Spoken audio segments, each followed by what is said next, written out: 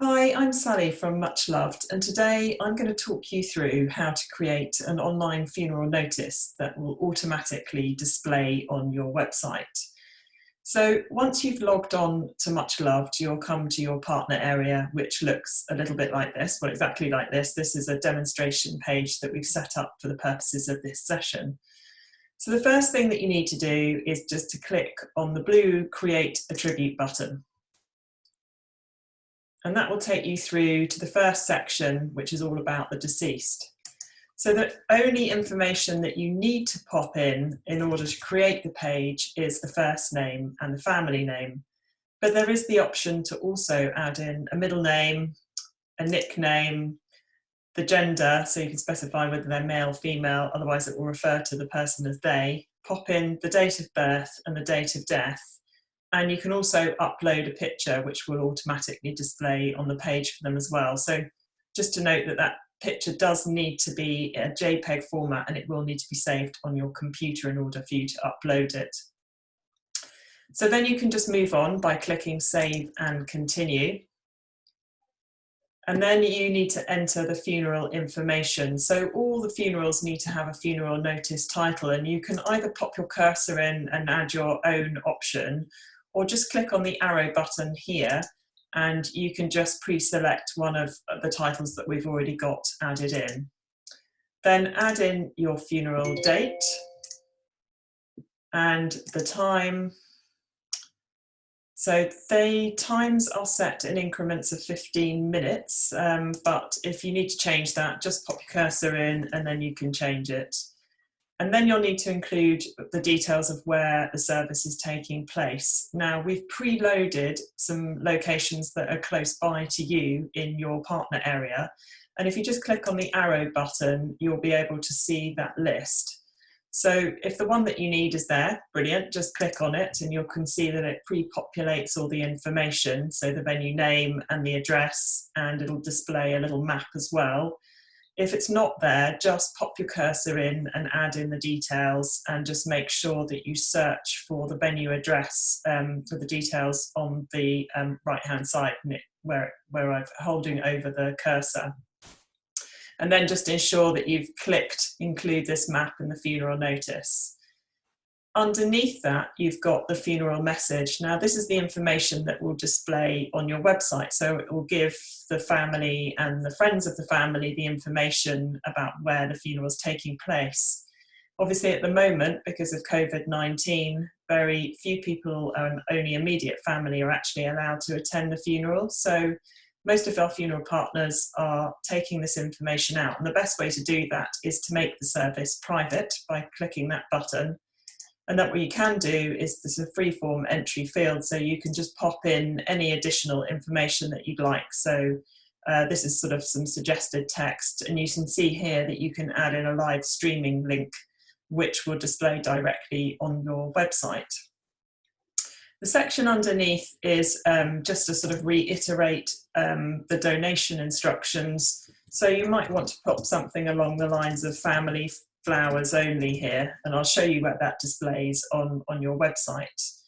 Underneath, you've got the option to add in additional information such as committal details and reception details, and that follows the same format as the venue details, the service details.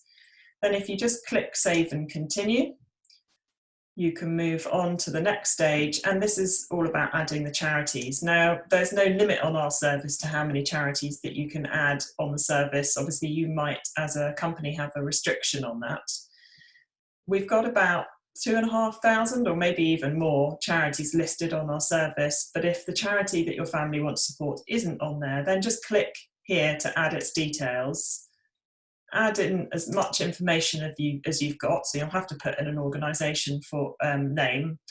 Add in as much of the rest information as you've got, and then click Save. We'll then get a message in the office, and we will add that charity to our system and affiliate it to your funeral notice.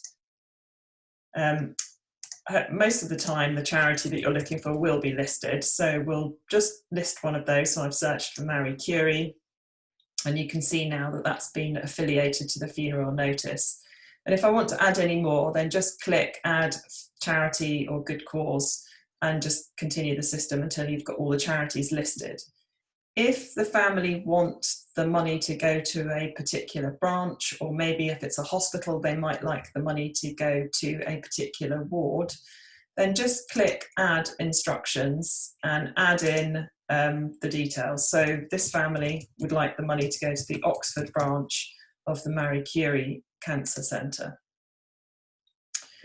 The next section is about adding the donations contact in. Now you can skip this section, but our recommendation is to add this information, and that's because we send this information to the charity, and it means the charity can then thank the family for making those donations and choosing to support them.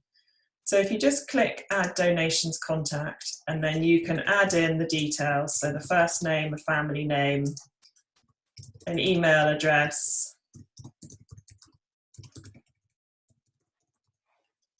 and then the relationship to the deceased, if you know it.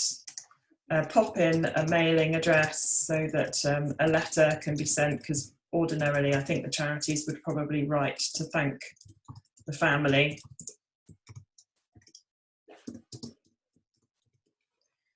And then at the very bottom, you've got the option to make this person the tribute owner. So again, our recommendation is to click this, and then the family will be able to take over the page as a tribute page and add photos and music and videos to it and develop it in that way. And there'll be another video that you can watch just to find out a little bit more information about that. So just click here to save donations contact, and then we'll move on to the last section, which is the theme and the thumbnail. And here you'll see that we've got a selection of really fantastic themes to choose from, and this is to personalize the page to make it more individual. So do have a good look through this when you're first setting up a tribute page, and just get a feel for the different types of themes that we've got available. And then the other option is also, so you can see underneath here you've got a thumbnail, and that's the information that will display on your website.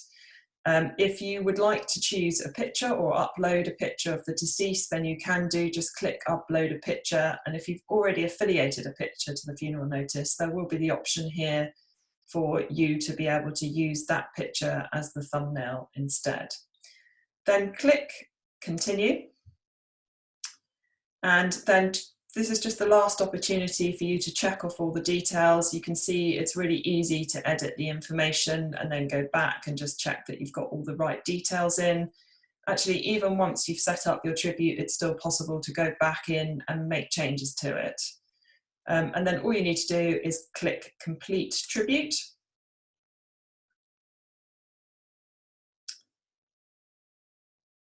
And that's it. Then your tribute page is set up, and you can now see that in your partner area.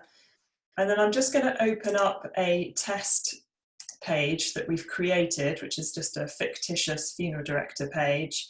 And you can see here that Mary Smith's page is now displaying here, and you can see the information, and we can see a link to the live streaming page and the code that we'd need to enter. You can click through to view service details, so we can find out a little bit more about it. And then also we can click through to make a donation as well. The thumbnail would ordinarily appear, but because I'm working on our development site, there's a few issues with that, but ordinarily you would absolutely see a thumbnail picture displaying there as well. So now you've seen how super easy it is to set up. Please do have a go.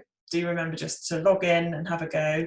Any questions, at the very bottom of your partner area, I don't know if you can see right down here, there's our support number. So please do give us a call if you need to. Our support team are available in office hours, and also you can also use our contact support form as well from your partner area if you want to send us an email. It's constantly manned, and we'll get back to you as soon as possible. If nobody answers the phone, then please do leave a message, and we will get back to you as soon as we possibly can. So thanks very much for listening.